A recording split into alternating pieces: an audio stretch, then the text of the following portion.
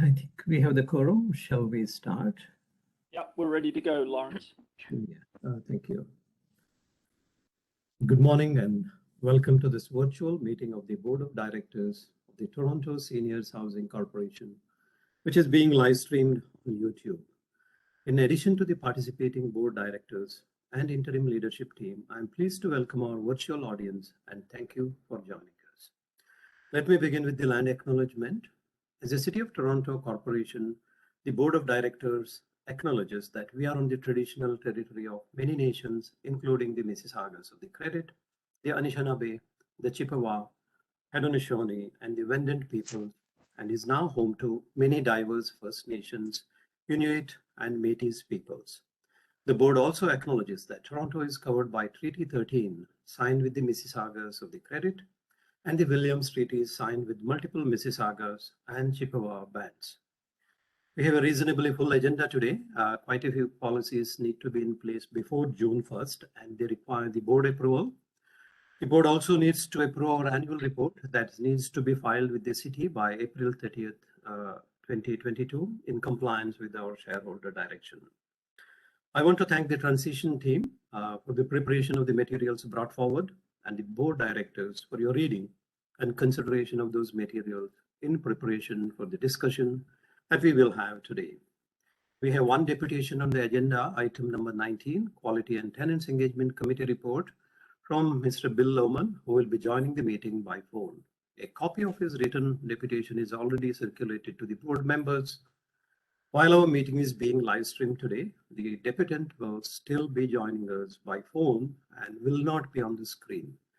They will be invited to speak to the board for a maximum of 5 minutes. The board members have the opportunity to ask questions. However, I would ask the members to be brief and focus only on matters for clarification. May I now have a motion for approval of the public meeting agenda? So moved, Mr. Chair. Moved by and seconded by Brenda. All in favor? It's carried. Next item on our agenda is declaration of conflict of interest. Would any member of the board like to declare any conflict of interest?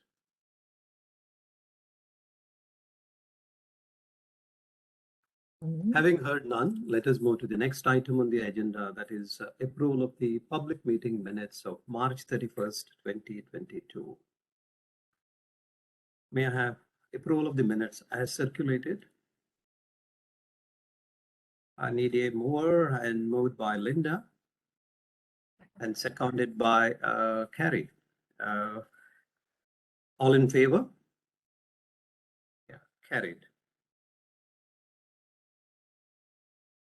Next item will be approval of the closed session meeting minutes of March 31st, 22. We need a motion. So moved, Mr. Chair.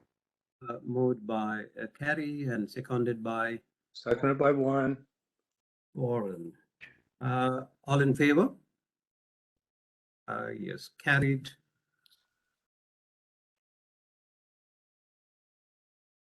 Next item, item number 6, is the action items. Any comments on that or any updates?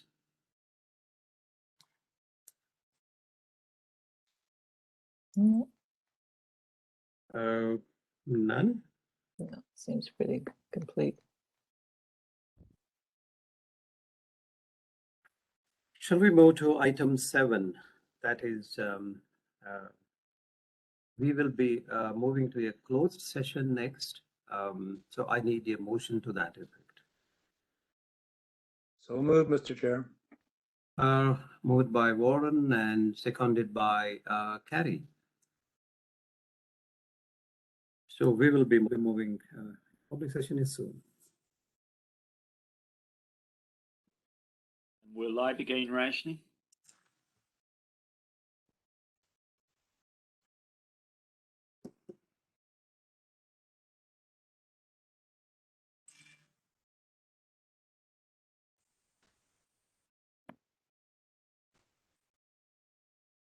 What item are we on the agenda? It will be 15 now. 15, thank you. The meeting is live now.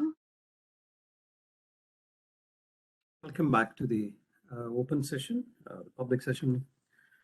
It will be item 15, approval of the closed session decisions that we have considered. So moved, Councillor Ainsley. Yeah, moved by Councillor Ainsley and Seconded by Warren. I will. Okay. All in favor? Carried. So next will be item number 16. That's the report from the transition lead, Michael. Thank you very much, Lawrence. And I guess this might be my last transitional leads report, because I think I'll be supporting Tom as of the next meeting in the board meetings, and he will be able to provide a report, and of course I'll help him with that and be able to answer any questions, of course, going forward. I just wanted to start by thanking Helena, who will be leaving us tomorrow as our interim human resources lead to take on a new role. And just want to recognize Helena's terrific work and that of her team to so smoothly get us to a point where I think we're very confident we're going to have a successful transition of staff into the new corporation as of June 1st, and all the behind the scenes to make sure that that's going to happen smoothly. I think we're in a terrific place, and want to thank Helena on behalf of the corporation and the transition team, and of course wish her well in her new role that she'll be taking up shortly. Thank you, Helena. Thank you, Michael. So I just have a few updates. This is an important board meeting today where we're focusing on quite a few policy implementations for the new corporation, of course, to make sure that we have the policies that we need in place for the transition of June 1st. There are, I think, a few things that we are working on now with respect to the transition that I just want to update you on. Firstly, the board has approved the term sheets for the transition agreement and the service delivery agreement, and instructed the management team to now work with Toronto Community Housing on those final agreements. We are working on drafts of those agreements with Toronto Community Housing, with the transition team, our legal representatives, and I would characterize that work as proceeding very well.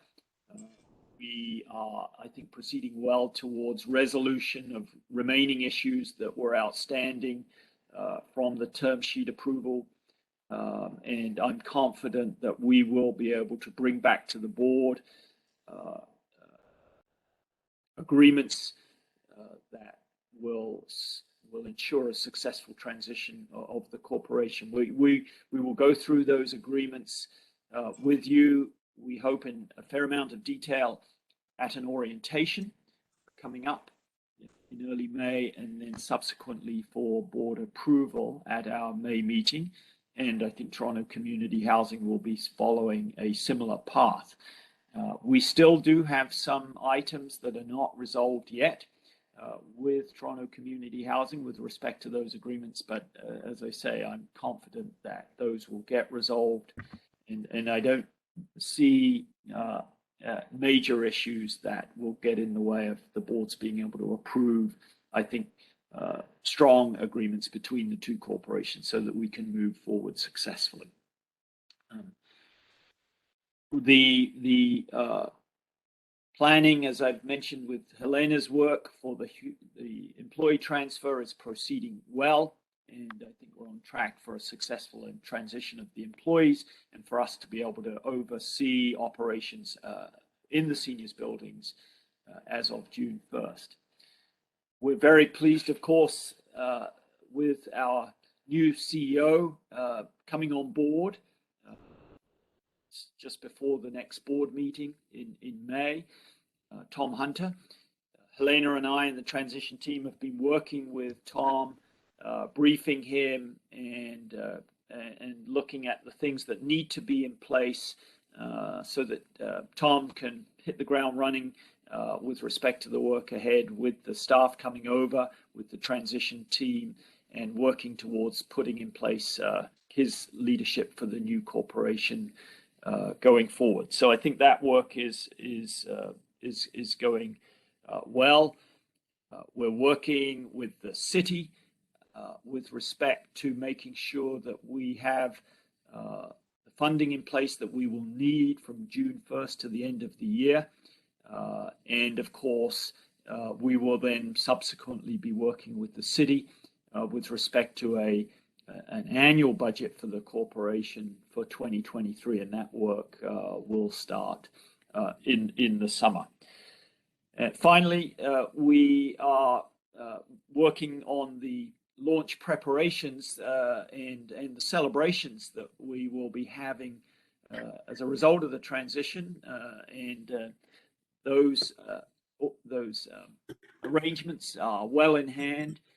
Arlene is leading that effort with the city, with Toronto Community Housing, and with the board with respect to those celebrations that we will have in early June at a number of locations to celebrate the start of the new corporation and our work with the putting down roots approach for the new corporation with our tenants, and very much looking forward to those celebrations.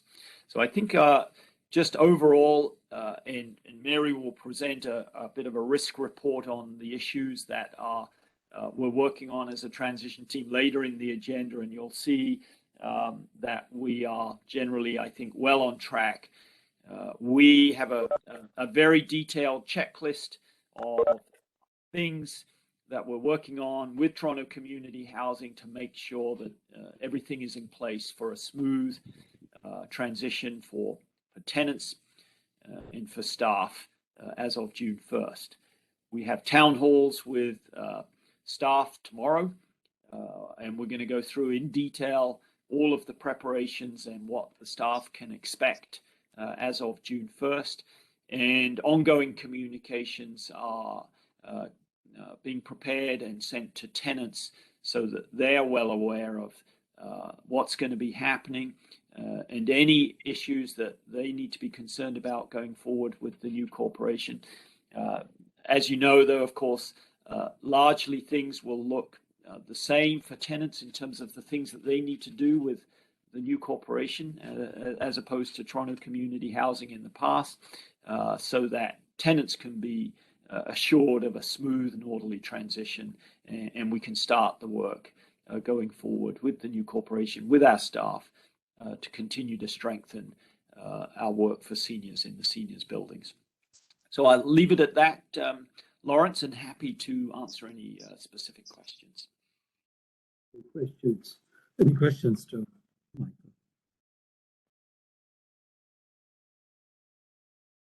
Michael? The start date for Tom Hunter is May 16th. 16. Okay.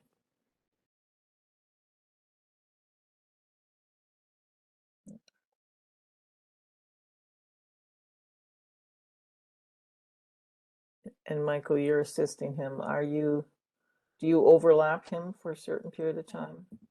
Yes, my contract expires on July 15, and Okay. I intend, I hope with Tom's support, to support him until that date. Okay, thank you.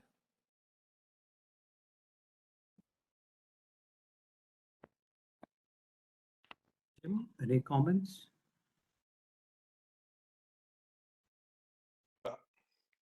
I'm very comfortable with the transition as it's rolling out. And I think it just underscores the work that Michael and his team has done over the last number of months. Yes. And I thank you, Michael, and I thank you, the team. Thank you. Seconded. Yeah, I agree.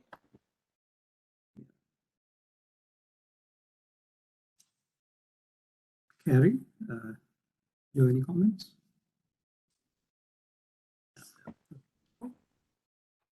So if we have, if you don't have any more comments, shall we move to the next item? That's a report Mr. from the Chair? Corporate Governance and Human Resources Committee. Mr. Chair? Oh, Before sorry. we move to that, can we go back to item 15 and approve the other items that we needed to approve from the closed Yeah. session? We did approve, right? No, we approved one. No. We have about 4 more to go. Okay. Each bring individual it up. one. Yeah. Yeah, I thought it was a consolidated one. Okay, in that case, we are going back to item number 15. It will be, the next item will be contract extension and reporting. Yeah. Okay. Yeah. So So moved. moved by Carrie. Carrie, and I need it, seconded by Brenda. Brenda. All in favor? Okay, so it's carried now. So next motion will be for Quality and Tenant Engagement Committee report. I need a mover for that. So moved. Moved by Warren and seconded by Brenda. All in favor? So yeah, it's carried. The next one is on corporate HR policies. A mover. You need a So mover. moved. Warren. Seconded. Carrie. By Carrie. Okay. Next will be on next with the item 18. We are not. I think we are going back to item 17. That will be a report from the Corporate Governance and HR Committee, Councillor Ainsley. Thank you, Mr. Chair. So sorry, we're on number 18? Or 17, that's your report. We have So normally we've just had the practice if there are any verbal comments from the committee chair on the meeting overall. But Paul, we could move on to 18 if there is no general comments you want to make about the I'm always happy to say, Michael, we had a good meeting. I want to thank all the committee members, staff for all their work. Sorry, do I have 15 minutes to give this or? Yeah, you No. are around the 20. Thank you, Mr. Chair. I will defer in the matter of keeping the meeting moving. I won't speak for my full 25 minutes. So then we'd be on to item 18, Lawrence. Yeah. Okay, item 18 will be, it's a governance policies. Excellent, another 25 minutes to speak. I will speak on each report for 5 minutes. Mr. Chair, so we have a set of policies before us that I want to thank the committee for their work on, their input, and in particular staff with their assistance during the meeting. We have the board reimbursement policy, the whistleblower policy, our director education and board development policy, which I hope is going to be well used by everybody, an external directorship policy, and our conflict of interest policy. And I'd like to put those before us for consideration. Thank you. We need a motion for that. So moved. Yeah. Seconded. Seconded by Brenda. All in favor? Yep. Yes. Yeah, it's carried. Thank you. Yeah. So next item is item number 19. It's a verbal report from the Quality, Tenant and Engagements Committee. Linda. And we have a deputation here, Lawrence. Yes, we have a deputation from Mr. Lohman. Rajni, we might be a bit ahead of schedule. Is Mr. Lohman available?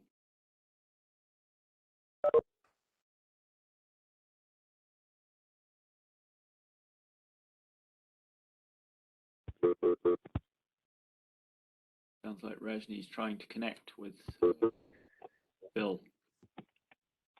So Lawrence, are you ready for Bill Lohman? Yes, please. Good morning. Mr. Lohman, go ahead. Good morning. Thank you. Good morning, Mr. Chair, members of the Seniors Board. Thank you for the opportunity to address you this morning. My name is Bill Lohman. Over the past year, I have been before this board on numerous occasions to critique the approach and raise concerns about the process and methods that have been used during the transition related to senior inclusion and tenant engagement.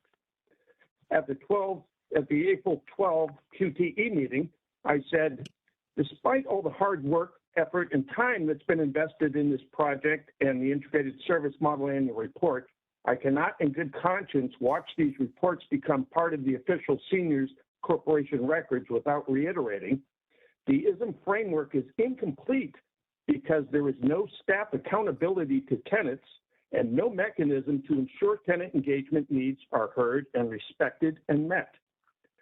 The Integrated Service Model Annual Report is a good reflection of the SHU management's effort to set up and get the staffing in place to be ready on time for the inauguration of the new Seniors Corporation on June 1. The QTE and ISM management affirmed the need to redress procedures and policies transitioned by fiat without a senior tenant lens during the COVID lockdown, and are modeled on a system of centralized control over a decentralized model that inhibit tenant action and community development. They demand greater scrutiny and revision. These are the Toronto housing policies that put responsibilities and place accountability on senior tenant leaders and none for staff. This is not a respectful approach to addressing senior needs, nor does it acknowledge the care and support senior tenants rightly deserve. I applaud the inclusion of staff members and tenant comments in the integrated annual report.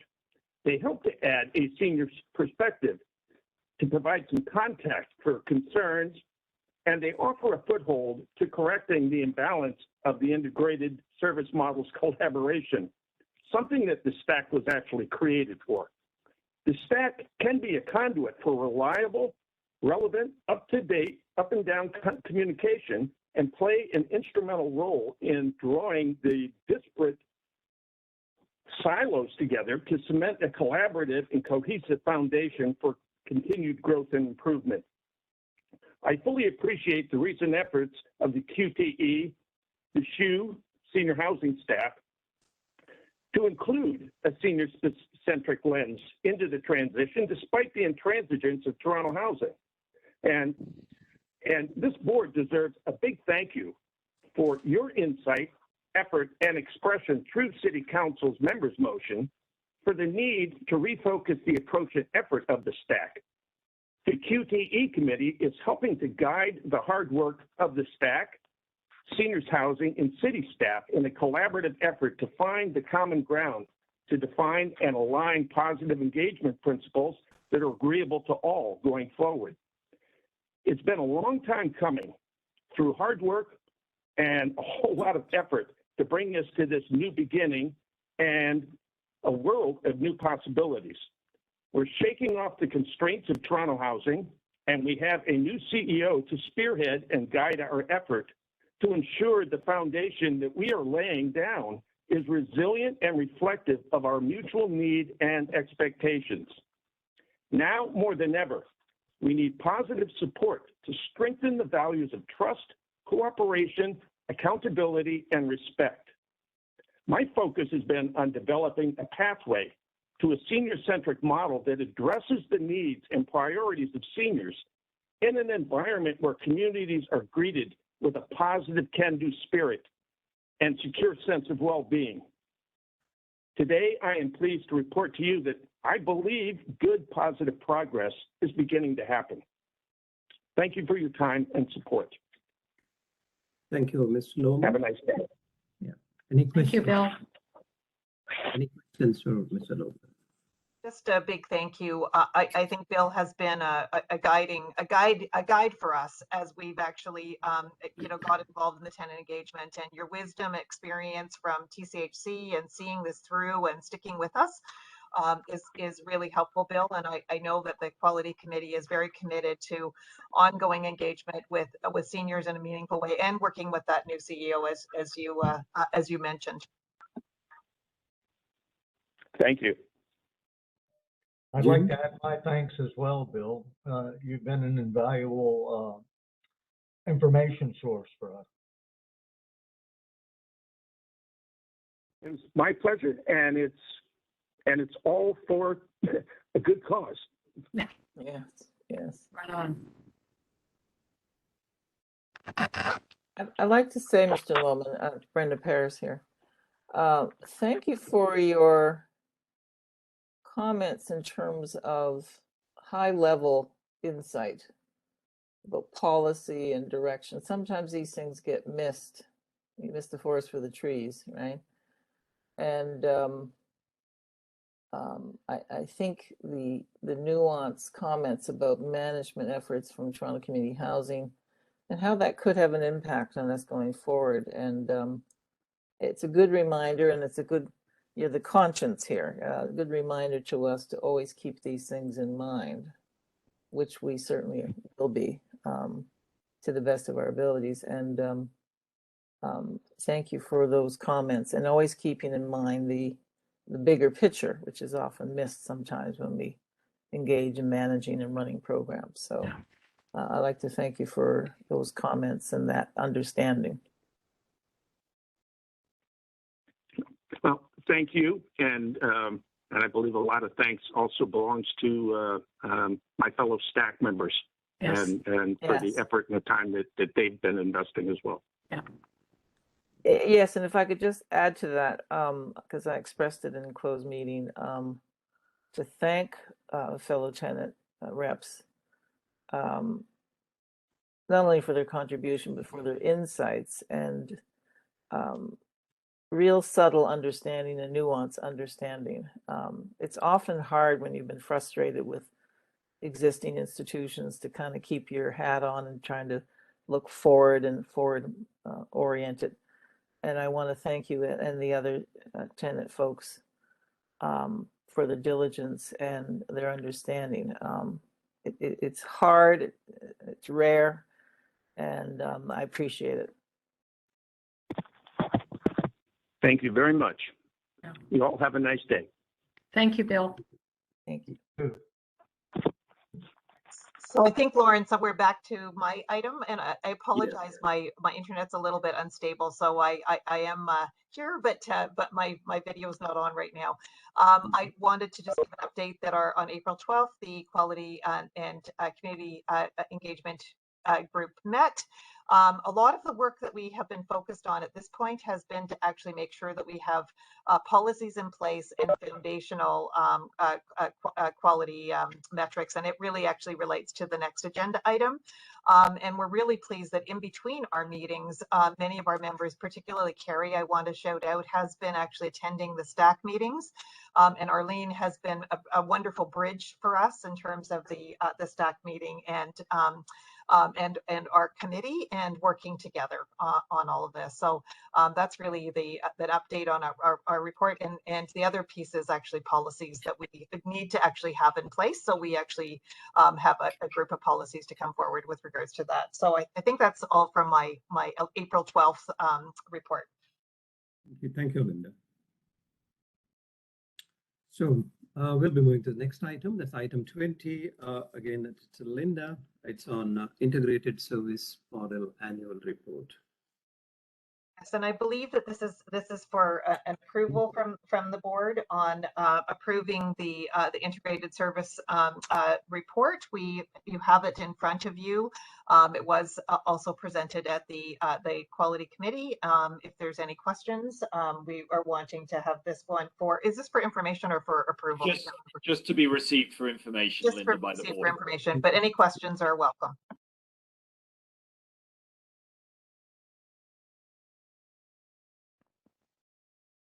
In this report, yeah, I see that's the one that we were discussing in closed session. Well, this is the full report, Brenda. So what we discussed in closed session is how we as a corporation will monitor the ISM implementation through a report to our board. This is a report that is required from Toronto Community Housing to the city. So it's coming here for information so that the board is aware of that annual report that was tabled by Toronto Community Housing with the city, so that you have the full information of what has taken place with respect to its implementation. So it's coming here for information. Thank you.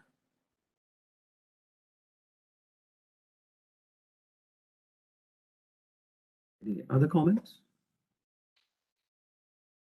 Okay. In that case, we'll go to the next item. That's item 21. It's TSHC recommended tenant-facing policies and amendments to the tenant charter. It's Linda again.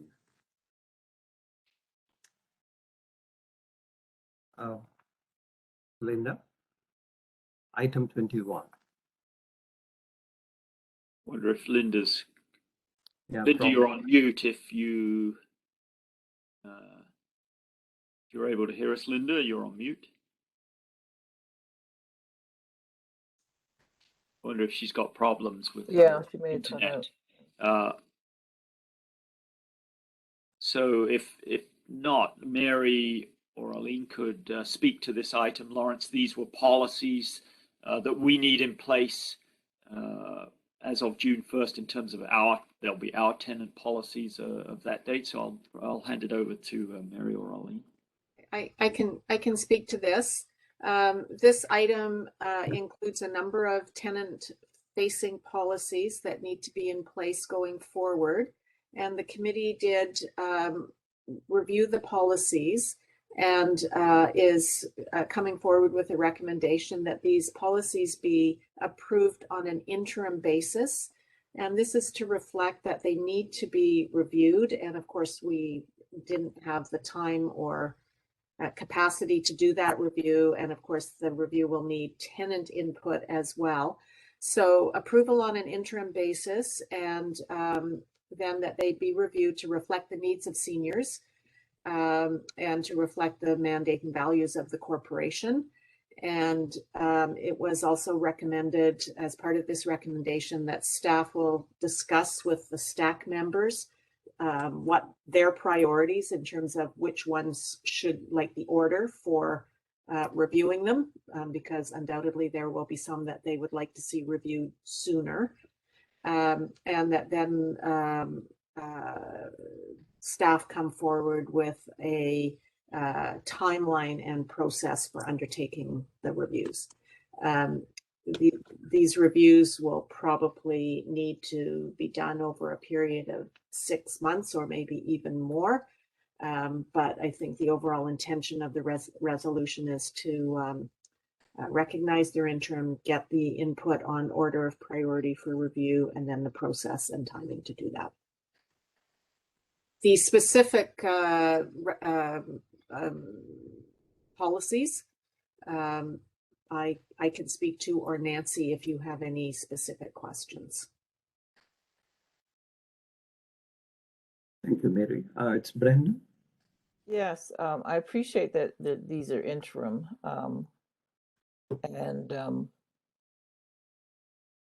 I would suggest, my suggestions would be, certainly we need to have more of a senior focus on this. Starting with the tenant charter. It's not only consultation with the tenants, but I think we as a board and as a corporation also need to develop our own sense of what are the values of our corporation. And I mentioned earlier the issue of aging in place, independence. These are not only these types of things, but I think it's incumbent upon us as a new organization and a new corporation to spend some time ourselves as an entity to discuss what we think our values should be going forward. And that will help direct and guide us. So for example, if you know the issue of believing in independence, how does that get built in? Okay. Secondly, I understand that these are a carryover from Toronto Community Housing. And I would like for us at a point in time to really question some of these policies and practices and you know, really maybe be a little creative. You know, do we need to have 90-day rules? if you're in your own home, you can come and go as you please. Why is it we use a welfare model of accountability and restriction on people when they live in housing? So I know these are big issues. These are practices that have been very common to social housing for eons. And I think we have an opportunity here to maybe kind of turn this on its head a little bit, you know, and really redefine, well, if this is your home, what things apply to you? You know, does it really matter if you, and I say this specific for people from some ethnic communities that often do travel back home and often have to go for extended periods because of the cost of travel. It gets cheaper the longer you go. So going away for 90 days is not unheard of. Okay, you know, and so I want to, you know, raise the sensitivity we need to have and really rethinking a lot of these things. We may be restricted by the Social Housing Act. I haven't dug deep into that legislation, but I think the welfare basis to that, and it's a welfare mentality and welfare formulation, I'd like to have looked at. I hope that going forward, the committee and the staff associated with these tasks will look at some of this. And I think we as a board need to, if we want to be innovative and moving forward in a different way, we have to start from some different assumptions. Yeah. One of those assumptions might be, well, this is your home. You can do with it what you want, of course, with certain restrictions. And I think that was my main point. Yeah, I agree completely, Brenda. They aren't senior centric at all. Yeah. So that's where the big shift needs to be. Yeah. I mean, it's a stable group. I mean, 97% are rent geared to income. So why are we doing all this fussing and fussing? You know, let's take it as a given. And then the needs for security of tenure and constancy is what seniors need. So how is that encouraged or supported? Good points. And remember the if you, not to belabor the point, but if you look at the whole history of social service development and housing in particular, and it's linked to healthcare and long-term care, there's some real deeply embedded values there. You know, Toronto long-term care homes were based from the old indigent poor senior shelters that then evolved to municipal homes for the aged. That's where you get your ward rooms, 4 people in a room. And then we still have that in some of our long-term care. Not so much in Toronto, but in other places.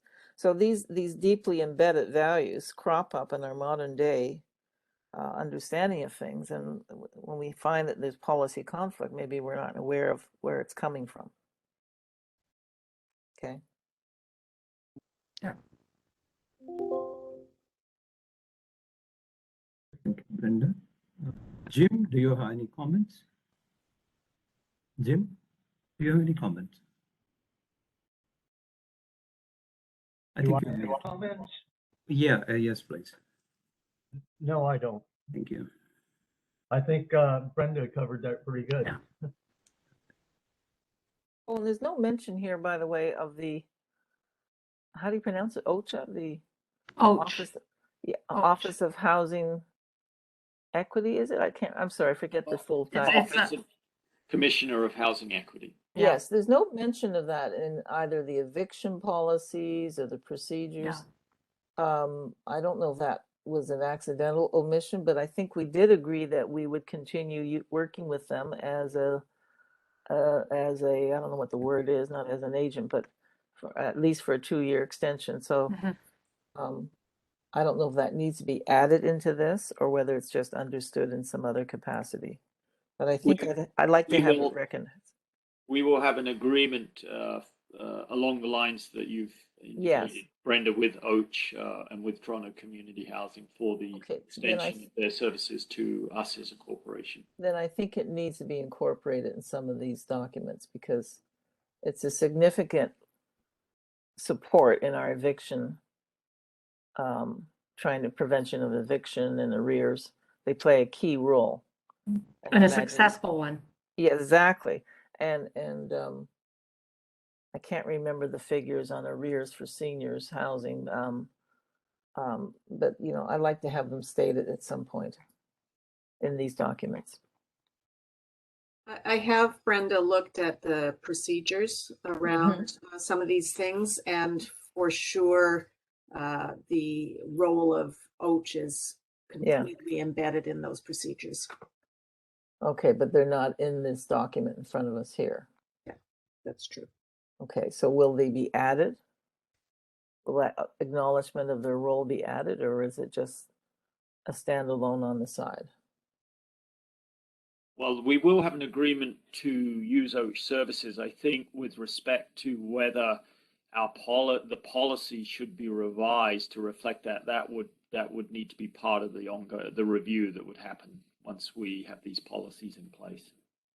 Okay, well, part of the policy is stating who you're working with to resolve. So I don't know who to direct this to, whether it's the committee but I'd like to have it formally included in any policy or procedure guidelines, because it's an important step. Yeah, I'd say the committee would be the first place, Brenda, because then that would come forward to the board. Okay. Okay, so if I could, I don't know if I need to make that as a motion or not, but if that could be understood, it will be picked up by the committee. It's noted. Okay. Yeah. All right, thank you then. Okay.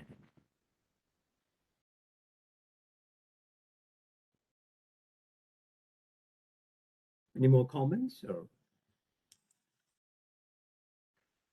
I can just say thank you, Brenda and Mary, for your comments. I just want to reinforce that we do know that these policies all actually need to be further developed. Yes. And I think it's great that we're going to actually have input from tenants as a going forward, but really concur with everything that you've said. Yeah. Yeah. Oh, there's so much work there to be done, eh? Yeah. Well, I think the good thing is that we actually, in some ways, having some policies to at least start from, like, even though I know that they really need some work, it would be, pretty daunting if we weren't actually at least looking at a starting point. So thank you. Right. Yeah. Do you need a motion or anything, Lawrence, or? Yes. I think we need a motion for this approval of those interim policies. Okay, so I'm happy to move. Second, Carrie. Seconded by Carrie. All in favor? Yep. Anyone opposed? Seeing none, it's carried. So next item will be item number 22. It's a communications and engagement report for information purpose from Arlene. Excuse me, Lawrence. Yeah. Item number 21, non-residential use of space policy. Was that included in the tenant facing? Yes, it did include. It was included in that? Yes. Okay.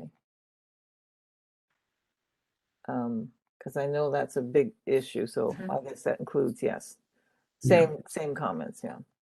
All right, thank you. So it's Arlene. Thank you, Mr. Chair. So included in your package for today was an update on the work that we're doing in the communications and engagement area. There's a calendar outlining the activities over the coming 8 weeks and onward. And there's also information about the launch. I just wanted to touch on a couple of points relative to the package. One is to confirm that the mayor is going to be available to do the ceremonial launch on the 7th of June. And then we're in the midst of confirming all the councillors in all of the regional offices, having them be available to say a few words at each of the regional events as well.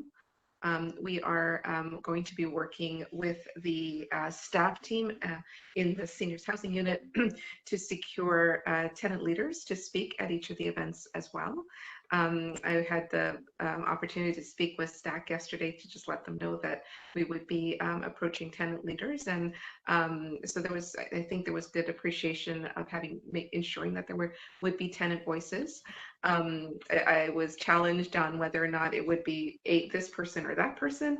And I will just identify that what I said to staff was we're going to be going to various people's homes. We're going to their homes and we'll ask in each of the offices where we're holding a regional event, we'll ask a representative from one of those buildings to be a speaker if they are available to do so. And should there not be someone available to do so, then we would certainly be looking to others in the community to assist us. But we're going to go to someone's home, so we'll give them the opportunity to speak first, and then we'll reach out to others as needed. Included in the package also is information relative to the launch, all of the collateral materials that we're working on. And we're working diligently to get all of these materials in place for June 1. As you can appreciate, the pandemic has had significant impact on supply chains. So we continue to work with all of our vendors to make sure that we will have all the materials we need for June 1 and onward. And so the June 1 experience for tenants and employees would be a relatively low-key experience because it would be, they'll transition to operations, and employees would be part of the corporation, and we would have our new intranet launched for them. And they would have some new t-shirts and new badges to identify that they're part of Toronto Seniors Housing, along with a couple of other small pieces of collateral, but mostly they'll be continuing to wear their uniforms as they would have been. And then for the tenants, they would get a new guide outlining what it means to work, be part of Toronto Seniors Housing for tenants, and that would be delivered to staff. And they would be accompanied by a little piece of, by a magnet to help orient tenants to the fact that there will be a new support center for them to call, one that's dedicated to the needs of seniors, and a new email address and our new website. So there's it's a fairly low-key launch that way in terms of June 1, but there will be some more activities as of June 7th, where there would be some media launch activities involving the mayor, deputy, oh my goodness, I'm losing the word. Deputy mayors of all of the various offices, tenant leaders, our CEO, of course, and other leadership team members involved in all of those activities. You would have already received from us a hold the date for both the 7th and the ensuing activities related for the 8th, 9th, and 10th. We hope that you'll be able to join us as your schedule permits. And we'll be moving ahead with our Putting Down Roots campaign with the tree planting and the commemorative plaque for that day. So if there are any questions, happy to answer anything that board members may have. Brenda. On June 1st, as board members, we don't need to be anywhere in particular, right? That's not the physical presence. That's correct. But the other days you want us there. If you're able to be there, that would be terrific, particularly on June 7th. But no, June 1st, there are no requirements. We would be looking to provide you, Tom would be providing you with an update of how things are at the beginning of the day and at the end of the day. We would, just be keeping you updated throughout that week, and then hope to see you at our events the following week. Okay. And the tenant guide that you mentioned, is it possible for us to get a copy of it just to see what's being communicated to tenants? We would be able to provide you with that at our next board meeting, Brenda. Yeah. Great, terrific. Mm-hmm. And during that week of the 7th, 8th, 9th, 10th, will we be doing tours of the building, or is it just a presentation at a particular room or location? That's correct. The latter is correct. Yes, okay.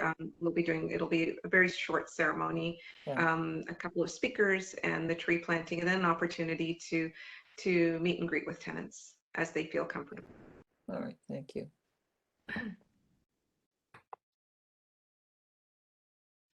Looking forward to my T-shirt. I know, Brenda. I got it set aside. I thought that was just for staff. I didn't see us on that. Oh, yeah. I know. As long as I don't have to wear a baseball cap, that's fine. I promise there are no baseball caps. What would it do to our hair?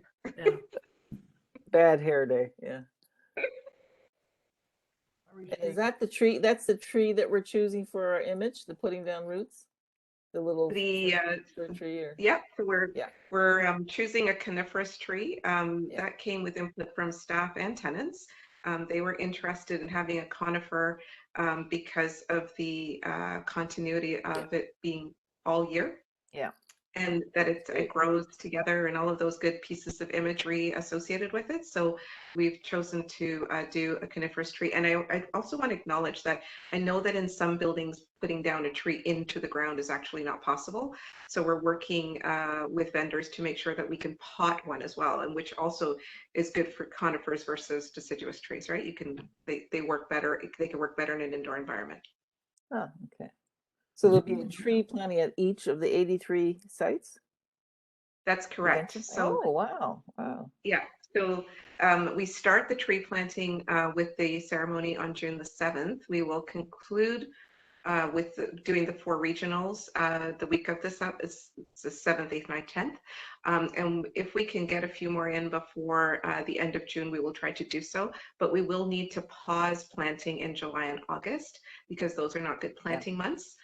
During that time, Tom and the leadership team would be going out and having listening tours and meeting with tenants and you know, just listening to what their interest and what they want to talk about with him. And then in the fall, we would have to go back out again to actually continue the planting. But as much as we can, we were trying to marry those two things, but unfortunately planting a tree in July, we've been advised that that's not the time to do it. Yeah, we'll kill them all. That's all exactly, we need. Which is not the message we want to send. Jim, you wanted to say something? No, I was.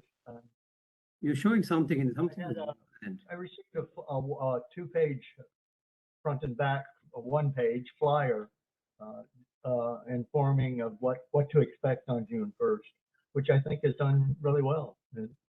And it's also included other languages. Plus, there's a letter from Toronto Community Housing explaining what's going on and what to expect. So.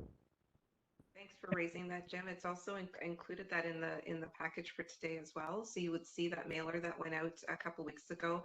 The mailer touched down on the issue of lease and rent, particularly, which was a key concern to tenants. So that is out in the community, as is of course the announcement for Tom. I just would like to acknowledge a note that I received around the posting of all the information that we're sending out, that there still seems to be some deficiencies in that process. I am looking into it, and we're going to try to remediate as quickly as we can. But I just wanted to acknowledge that information is not getting as consistently distributed as we would like, but we are aware of it, and we appreciate that being brought to our attention. What's the reason for that, Arlene? I think there are a variety of reasons, Brenda. I think it gets out, and then it is not actually clear to me who posts, whether it's a super or it's a senior services coordinator or who actually does the posting. So I think as the team transitions over to Toronto Seniors, we're going to have to get a better process in place for us to make sure that the follow through happens. I don't think it's for the want of trying. That's not why. I think everybody intends, you know, the information gets out and people intend to do it. I just think there's perhaps not consistency in practice. We need some accountability. I mean, it's crucial that we communicate with people, and if we are dependent on other people to ensure that communication happens, then it seems to me a co-commitment responsibility to ensure that it's done. Correct. Yeah, there are things that are also not getting from the regional office to the buildings. Most of the building staff seem to be very efficient in getting things posted, but there appear to be several bottlenecks. Okay. I'm glad that that our new CEO is going to be meeting with tenants early on. I hope that some of these actually really valid points that you're making of, you know, the difference that it makes when good communication is posted, like the consistency, that we really like, you know, like the consistent approach to and the languages and everything is so important. And I'm sure that will be reinforced when he's meeting with different tenant groups. Yes, we are planning actually for him to meet with us quite immediately on his first day. His first good. day, one of his That's first good. meetings is going to be Yeah. with Stack. So, and he's very excited about that. So, it's really terrific. We're going to, he's going to get out to meet. Certainly, initially it would be virtually, but as we get into June, it will be in person. Great. And you mentioned that you wanted board members to do some visits or meet and greets. Is there a separate schedule for that, or is that going to be forthcoming? What we will do, Brenda, is communicate when the sessions, like when we set up Tom's schedule, and Okay. if it works for you to attend any of the sessions that he's going to be holding with all of the tenants, by all means, you will be invited Okay. to come along. All right. Just so I have some advance warning. For sure. We're just working on the details of that right now. You can imagine that he's going to be very busy visiting 83 buildings, you know, having conversations with tenants and tenant leaders and staff members and all of those things over the summer. But he's very excited about that, actually. Great. Thank you. Jim. Looks good. Looks good. I appreciated getting the advance notice about the dates, to save the dates in June, because that would give me a chance to put in for time off at work so that I can attend these events. So hopefully that practice will continue of giving us as much advance notice as possible. Yeah, I agree. We will endeavor to keep that as a practice. We're actually late next week, we will be communicating to tenants the dates of the events as well. So that'll give them about 5 weeks notice, so that they know that, that the regional events are happening.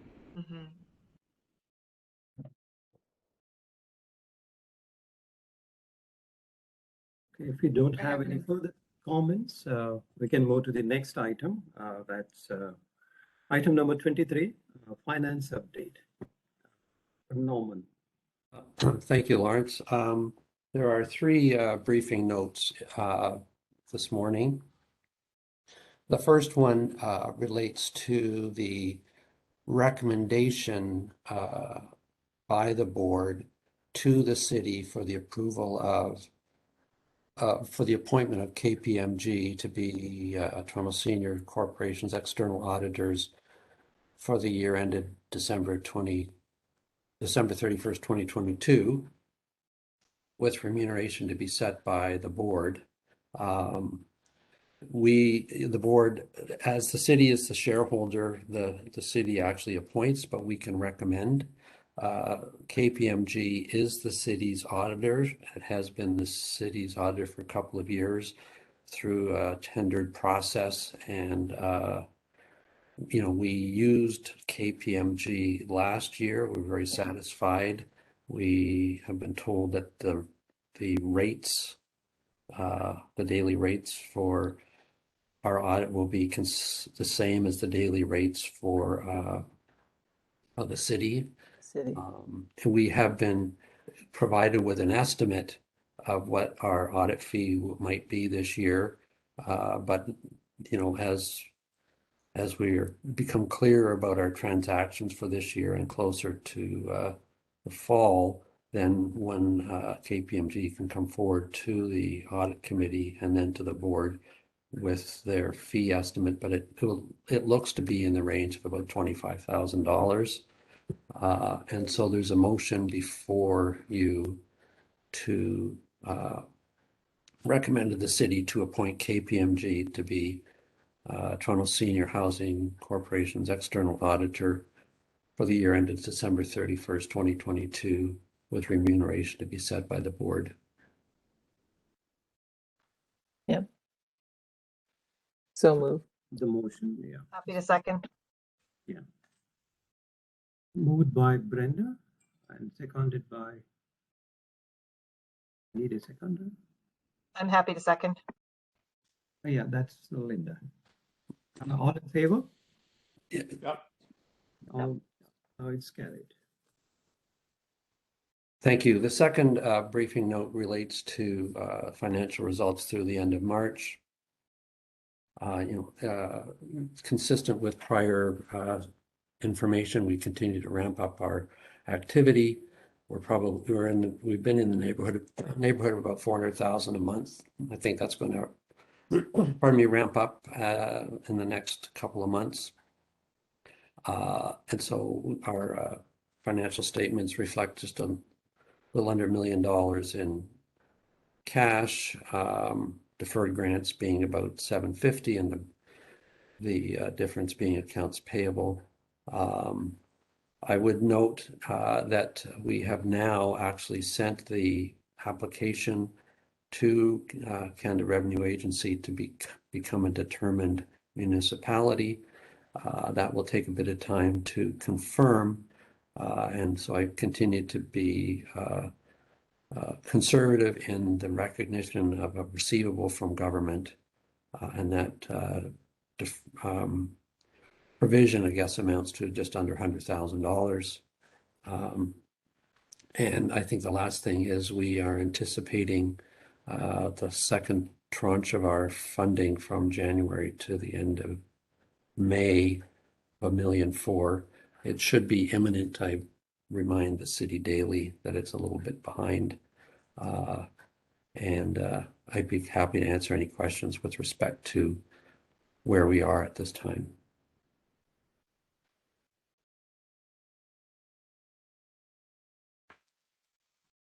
Any questions? Okay, thank you. The last item is an approval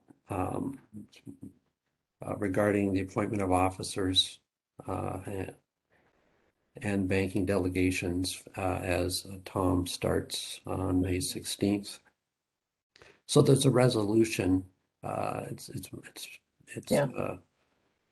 consistent with the bylaws that the board can delegate or appoint CEO and others to be officers. So this document resolution is in three parts.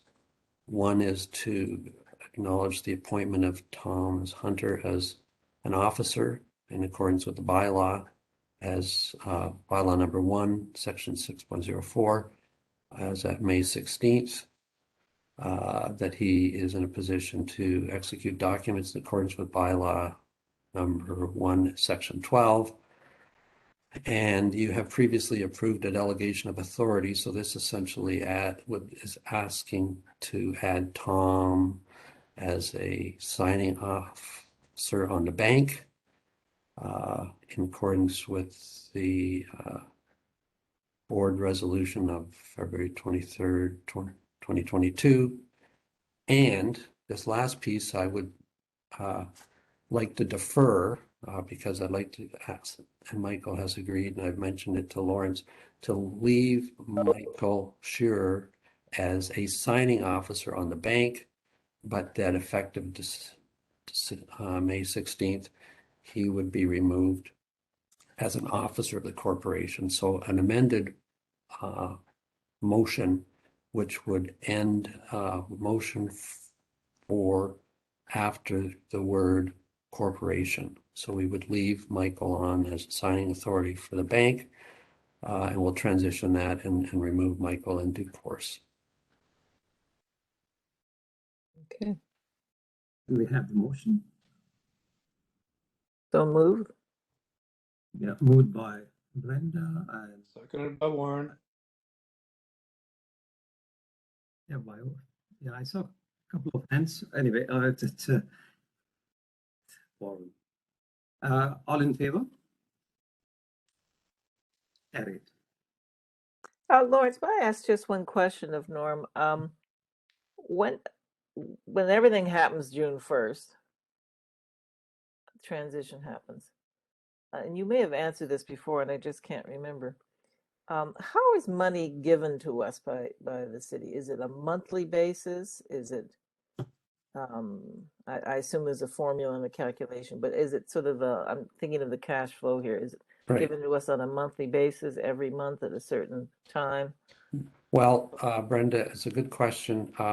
So during this transition period, until at least December 31st, 2022, funds for our revenue will come from Toronto Community Housing. Right, right, So Toronto Community Housing will continue to collect the rent and the Right. city subsidy and deduct from that rent operating costs like Yes. utilities and so on. And that net number will become our revenue. right, So it'll be like revenue from Toronto Community Housing or something of that nature. And that money plus the cash from the city to support the new components of our business yes, will be our revenue for the year. So we Yeah. won't see tenant revenue and city subsidy revenue until at least January 1st, 2023, right, when certain conditions, largely IT related, can be removed, yeah, and then we are more in control. And then the rent comes, I believe, comes at the beginning of the month, and the city subsidy, I get different messages, so that'll Yeah. be something that will the team will be working through in the latter part of this year. So is it assumed it will be monthly, the city subsidy? I Or don't know the quarterly, answer. or- I've heard both, Okay, but there is regardless of which way it is, there is a reconciliation on I believe, a quarterly basis right, to account for tenant vacancies and right, so right. on. But for this year, for the balance of this year, the revenue will come to us from Toronto Community Housing. And we use that. On a basis that will be cash flowed in advance on a monthly basis and then reconciled after the fact. And we need cash flow in order to pay our staff. That's right, I was just gonna say, yeah. Okay. And do we operate with a line of credit somewhere or some sort of reserve fund to help with cash flow irregularities, anything like that, or? Two things we're looking at. One is we're looking to the city to perhaps advance all of its June to December funding, which is estimated around just under 5 million somewhat in advance. I think Michael's chatting with the city on that. And we are working, and the audit committee will be hearing more about that next week, on securing some form of short-term demand line from the bank. And that would be as a fallback position to if we had to deal with any cash flow timing issues. Yes. It's very much a risk management issue for us. Yeah. All right, thank you.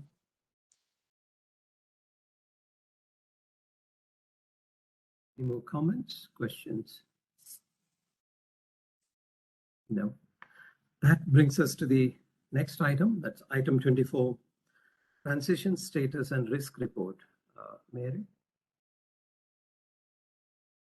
You're muted.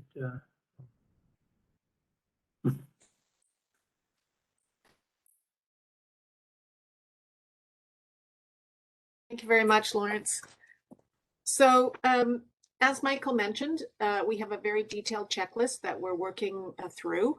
And the status report does include a lot of those details in the appendix.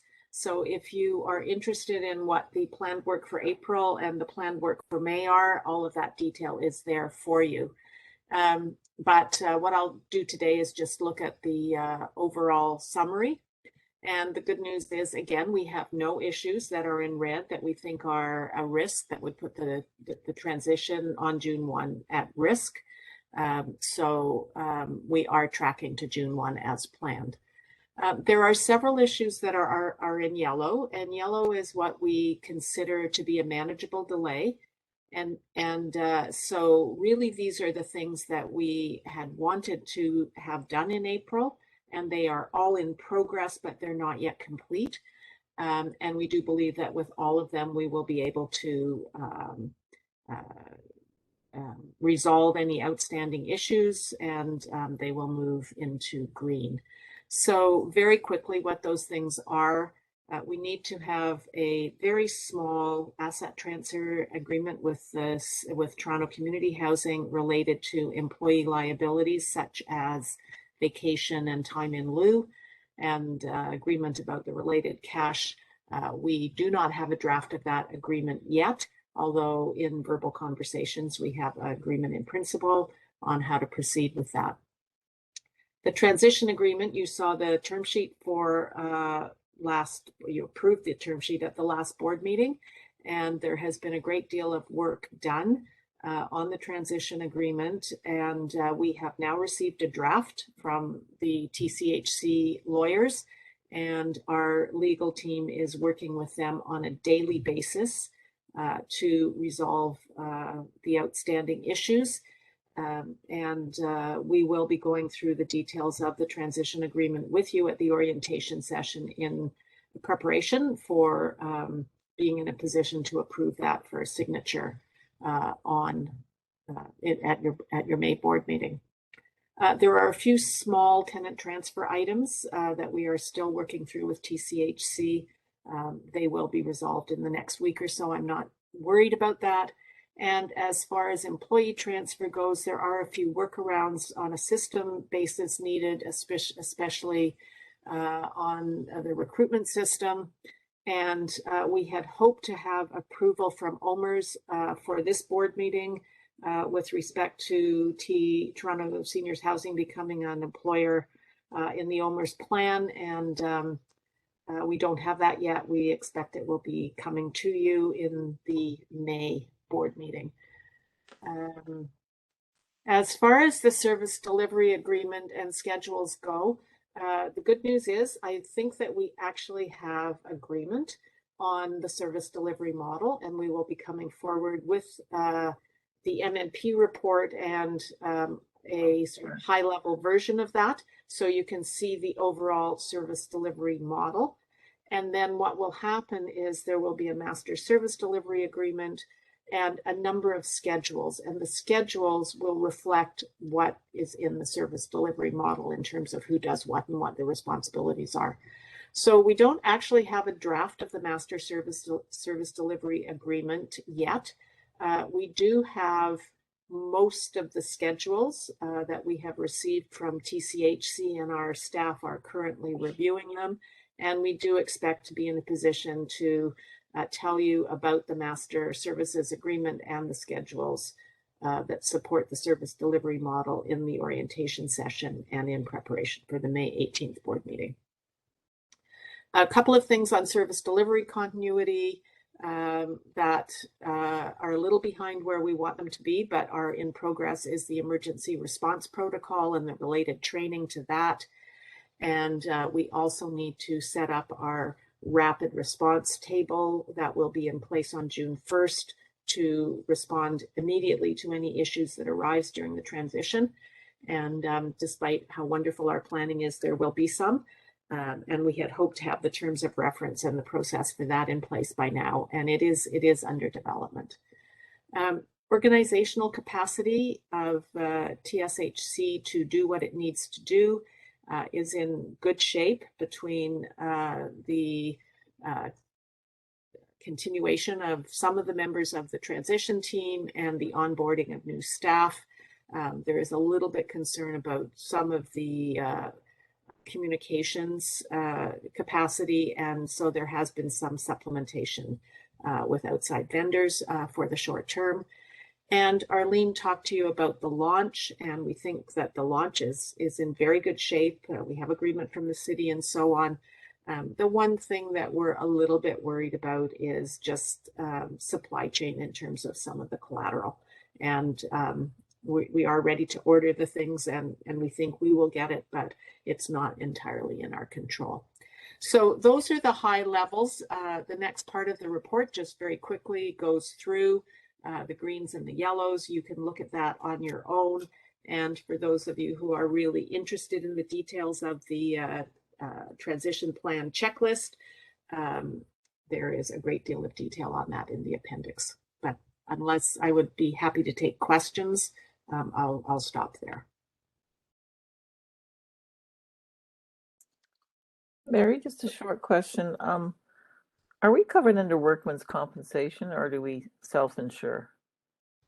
No, we will be with the WSIB, and that relationship is all, Arlene and her team is also working on getting that set up. Okay.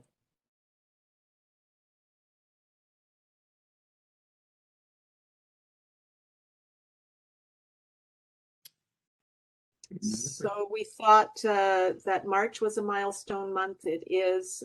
This upcoming month of May is huge, and we're looking forward to working through all of these things with you over the next few weeks. And the MNP report, when will that come? Well, we're supposed to have it. I'm expecting it any day, but I have had a very close to final draft that I have been using to work on the presentation for May 10th on the service delivery model. It's the MNP report is delayed. No, it's just really long and detailed, and I thought the board would benefit from a higher level view of it. So you will have the full report, but you will also have a higher level view that I've prepared for you for the orientation. Oh, okay, we'll get it at orientation. Great. Okay, thank you.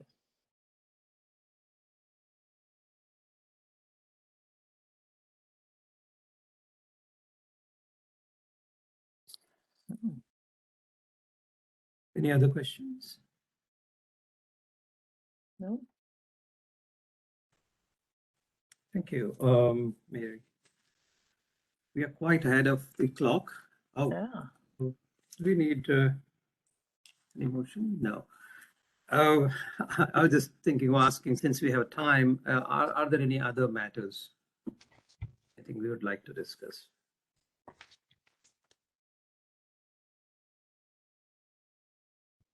Just tying in with Mary's report, how is everything at head office coming along? Oh, right, yeah. Do we have one? Oh, we do. We have one. Do. We have one. I'm going to be checking in just to. We don't have the actual date of the completion of the work, so I'm going to be following up to just see if they can provide us a date now, since we're probably 5-6 weeks away to when the work will be completed. And knowing that things are changing with respect to workplaces, what's the plan or the anticipated plan for staff, in the office? Any sense of that at this point, Michael? Yes, broadly, I think we will be following the city in its back to work approach. Now there may be, I think, accommodations for folks who, in terms of some work outside of the office, but generally we will be following the city approach in going back to work in the office.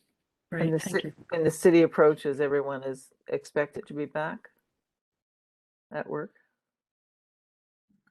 Michael?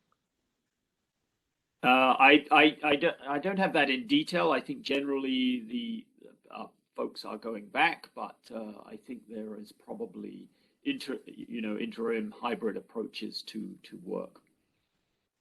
Sorry, Brenda, at the city, what are we doing? Yeah, like our the back to work policy at the city is we're following a hybrid model. We're trying to leave it up to managers and employees and what they feel safe with. We're not following the provincial model where they mandated their employees have to go back to work 3 days a week. Which makes no sense, really. Yeah. You've got to do this individually. Yeah. Yeah, we're kind of taking leaving it up to the employees and managers. Everybody has their parameters around the work that they're expected to do and get done. And, so that's the model we're following. Great. Thank you. Okay, can I say that I'd like to support back at work policies? I think COVID is, I know people are concerned and all that, but there's been a tremendous drop off of services in the public sphere because people are not back in their offices, so to speak. And I know this is the new model of work and we might be having to look at it, but I really would like to hope that we can count on people being in the office, being accessible, being accountable, and I'd like to support that as much as possible. I know there will be exceptions and all that, but I'm just concerned as a public-facing public agency that we have some level of, skin in the game, people on the ground. And not just emails and phone numbers and people can't reach anyone. Right, Brenda, part of the city model is there is an accountability mechanism, right? Just because people are not at their desk doesn't mean they aren't answering their email I and understand. phones, right? So I our understand. frontline staff, on the other hand, if you're looking after a park or working in a recreation center and you're dealing with the public, you're certainly, we're certainly trying to follow a model that's, the people get the services they expect one way or another. But if you can work from home and still get your work done, more of a behind the scenes person, I guess we're encouraging that. Just for clarification, Brenda, of course, our building staff will be in place, of course. Yeah. The issue of those who are not having a direct daily interaction with tenants in the head office, for example, I think we'll be following the city model with respect to hybrid work there. And that's already in place in terms of how the seniors housing unit currently within Toronto Community Housing are approaching this. So going forward and hiring of new staff, the 11 plus whoever, many of the senior, will it be part of the contract that there'll be expectations that they'll be in the office? I mean, we can carry this on and on and on. I mean, I understand people's notions that you can still be accountable, but I remain unconvinced, and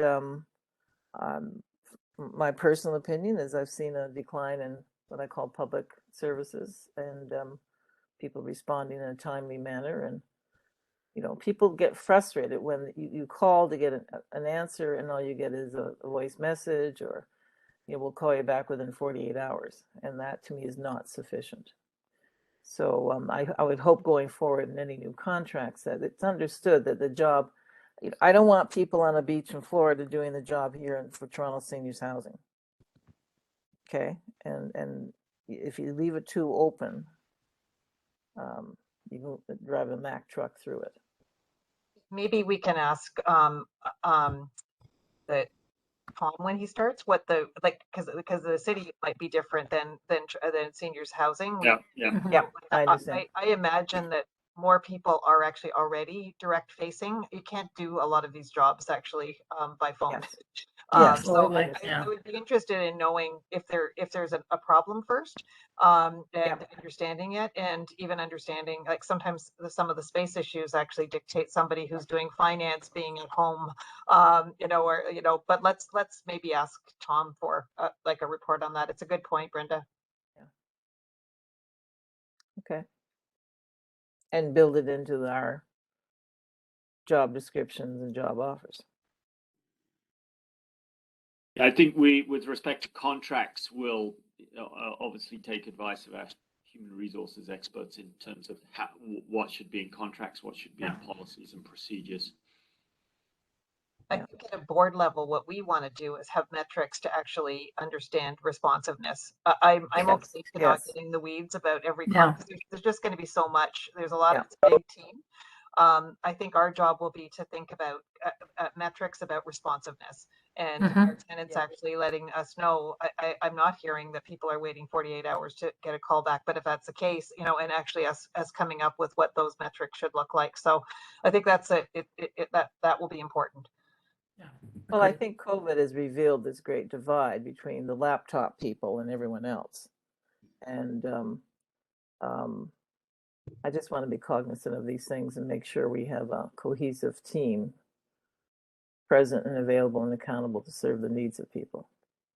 And I appreciate there's some functions. Yes, obviously it's not forward facing, and you know, I'm not going to go to the wall on that, but it's just this you know, changing attitude about work and workplaces and what our expectation is. And it's more challenging, of course, to supervise people who are off-site. And then we have to build that in. We have to build in training for our supervisors so they know how to do that. You know, the consequences are just really beginning to be understood. Yeah. There's a bigger issue, I think, with respect to our seniors buildings, and we really haven't touched on this very much when we've looked at the ISM, is the staffing model, which changed as a result of ISM from, say, one superintendent looking after a building or two small ones, to now having a small team of a superintendent, an assistant, and a maintenance worker looking after as many as 4 buildings. Yeah. And on paper, it looks doable because you've got X number of units that a team is responsible for. But in reality, that's, in the case of my own building, that's 4 sets of tenants, 4 sidewalks and parking lots that have to be shoveled, 4 sets of recycled bins and organics, and 4 sets of tenants with concerns who want to access staff. And oftentimes although they try very, very hard, oftentimes they're putting out fires in another location. And it needs to be, you know, carefully looked at, because I'm not certain the results are wonderful. And the rationale for doing that was what, to achieve savings to then apply in some other? It was to make things supposedly a little fairer, so that you didn't have, say, one superintendent looking after a 50-unit boutique type building. That you associated a certain number of units. In this case, it would be like 350 units per small team. So that could be covered, that could cover one building for the large high rises. But when you have, as I say, in our case, 4 buildings, none within walking distance of one another, it always means that somebody's being pulled in a different direction. Yeah. Good point. Yeah, it's an issue. And it's not to complain about the staff, because they are trying very, very hard their to best. be everywhere. Yeah.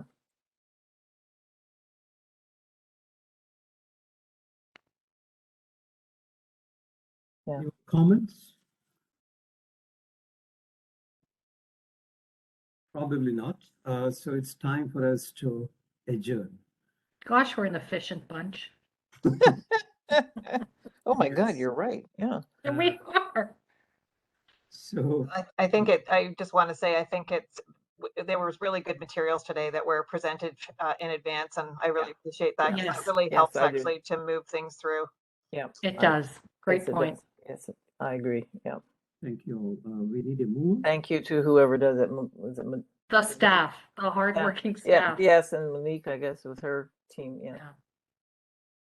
The eminent Grease. Who will move the motion? I move the motion. Okay. Linda, and seconded by Carrie. Carrie, happy to do that. Yeah. All in favor? Aye. Yes, carried. So thank you all.